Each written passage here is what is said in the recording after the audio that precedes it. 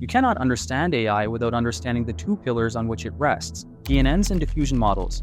Without graph neural networks and diffusion models, AI would be like a calculator. It can still solve problems and perform tasks, but it will be extremely limited. The reason it has such limitless potential is because of two things. The first are diffusion models, and the second are graph neural networks. They turn AI into a smart assistant that can understand complex relationships, generate creative content, and predict outcomes in a more sophisticated way. Graph neural networks, GNNs, are a class of deep learning models designed to operate on graph-structured data. They generalize traditional neural networks to handle relational data, making them a powerful tool for AI applications where connections and relationships between entities matter as much as the entities themselves. Now, for those of us speaking English, here's what all of this means. Imagine you're in a big city, and every person in the city represents a node in a graph. The friendships between people are the edges, connections that define how information spreads. Now, suppose each person is trying to figure out the latest news. But instead of relying only on TV or the internet, people primarily learn by talking to their friends. Here's how it works. You hear a rumor about a new restaurant opening downtown, but you're not sure if it's true. So you ask your closest friends. They, in turn, have heard different versions of the story from their own friends. Some say the restaurant serves amazing food, others say it's overpriced, and a few might even claim the place doesn't exist. You gather all this input, weigh whose opinion you trust most, and update your understanding of the situation. This process doesn't stop with just one round of talking. Your friends are also talking to their own networks, refining their opinions, and passing better information back to you. After a few rounds of this, you now have to smash that like button if you haven't done so already. But no, in all seriousness, after a few rounds, you have a much clearer and more reliable picture of what's actually happening, not just based on what one person said, but from the collective knowledge of the entire social network. This is exactly how a GNN works. Each node, a person, gathers information from its neighbors, friends, processes it, and updates its own understanding before passing it along. The deeper the network, the farther information travels. This is why GNNs are so powerful. They don't just look at isolated data points, they understand relationships and influence, just like how word of mouth shapes your perception of the world. Now, imagine applying this to AI. Instead of a city, think of a social network like Facebook, where GNNs can predict friendships and recommend new connections, or a recommendation system like Netflix, where the AI understands what shows you might like based on what people with similar tastes are watching.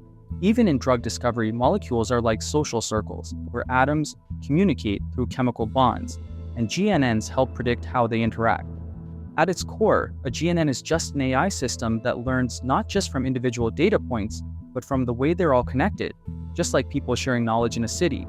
But why are GNNs more important for AI instead of regular grids or sequences? Think about Facebook. Each user is a node and friendships are edges linking them. Or imagine Google Maps, where locations are nodes and roads are edges. Even molecules in chemistry are graphs, with atoms as nodes and bonds as edges. These structures don't work well with traditional AI methods because they're not simple grids or sequences. GNNs solve this by treating data as a network of relationships rather than just individual pieces of information. In GNNs, this process is called message passing, where nodes exchange information with their connected neighbors. The node then aggregates what it learns, weighing different inputs based on their importance. After that, it updates itself, refining its understanding.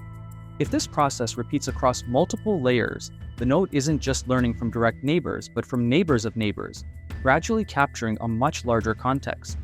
Why does this matter? Because so many real-world problems are fundamentally about relationships. Social media platforms use GNNs to recommend friends and content, detecting patterns in how people interact. Netflix and YouTube leverage them to predict what you'll want to watch next based on the viewing habits of people similar to you. In the world of science, GNNs are revolutionizing drug discovery by predicting how molecules interact, accelerating research that would normally take years.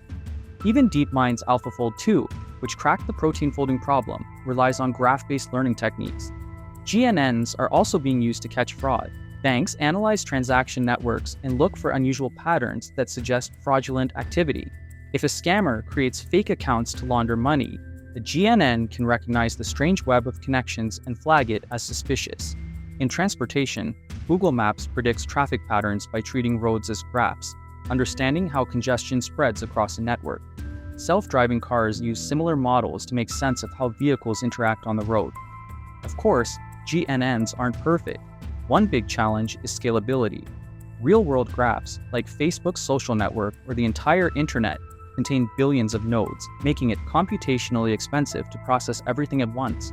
Researchers have tackled this with smarter sampling techniques like GraphSage, which lets the model focus on only a fraction of the graph at a time. Another issue is oversmoothing, where nodes start looking too similar after too many layers of message passing. Think of it like a game of telephone, where the original message gets lost after too many retellings. AI researchers are working on solutions like attention mechanisms to prevent this from happening. And these diffusion models use GNNs as a backbone. Diffusion models, especially in generative AI, create new data by progressively refining noise into structured outputs. This technique powers models like stable diffusion for image generation and protein folding models in biochemistry. To understand this better, think of diffusion models like when you're trying to clean up a blurry photo. Imagine you're trying to clean up a super blurry photo. At first, it's just a bunch of random static, like an old TV with no signal. But as you carefully remove the noise, little by little, a clear picture starts to appear. Eventually, you see a full, detailed image. That's exactly how diffusion models work. They start with pure randomness, noise, and slowly learn how to turn it into something meaningful, like a realistic image, a piece of music, or even a new molecule.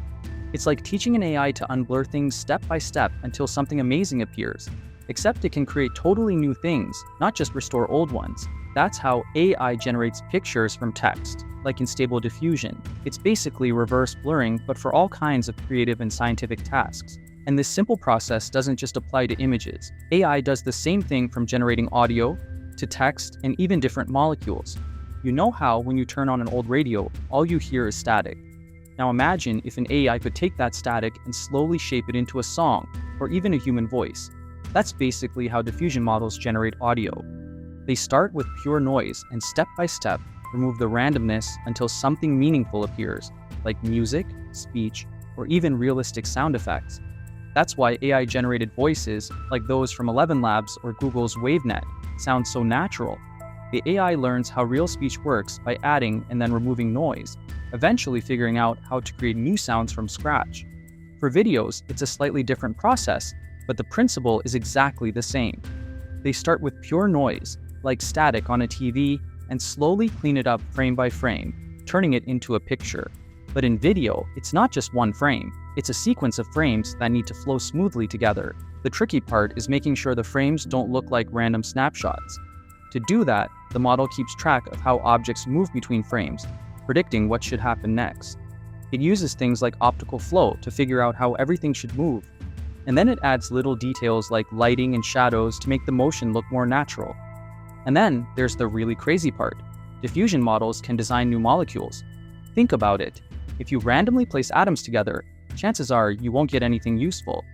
But a diffusion model learns the patterns of real, stable molecules and can take random atomic structures and refine them into something scientifically valuable, like a new medicine or material. This is already being used in drug discovery and material science, helping researchers find better treatments for diseases or create next-gen batteries. Here's another video AI enthusiasts loved watching. This is AI Exposed, demystifying the world of artificial intelligence, one video at a time.